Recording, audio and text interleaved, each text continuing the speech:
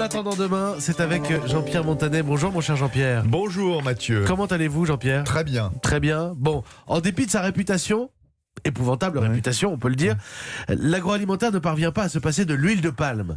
Demain, vous nous dites Jean-Pierre qu'on en consommera encore plus et vous ajoutez tant pis pour la planète. Oui, parce que la planète est accro à une huile qui la détruit. Un comble. La maison brûle, ou plutôt la forêt se consume à Bornéo, en Indonésie, pour laisser place nette à un désastre écologique, la monoculture.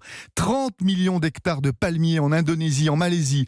Production multipliée par 15 en 30 ans. Parmi les premiers responsables de la déforestation, ces palmiers sont aussi providentiels pour les industriels, fabricants d'une huile miracle pour la cosmétique, les biocarburants et surtout l'agroalimentaire qui en a fait son ingrédient star, présent dans la moitié des produits de grande consommation.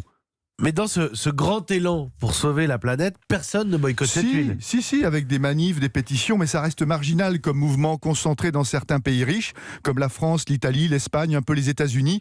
Le fait d'armes de ces militants anti-palme, c'est la chute des ventes d'une célèbre marque de pâte à tartiner, accusée par les millennials de détruire les orang-outans, victimes collatérales de la déforestation.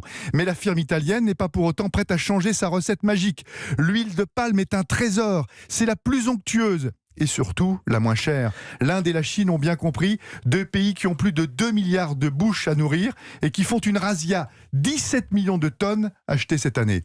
Et l'éthique dans tout ça ? Allègrement piétinée, mon cher Mathieu. Pas des firmes ou plutôt des conglomérats asiatiques opaques, sans scrupules, profitant selon des ONG du travail des enfants dans les plantations.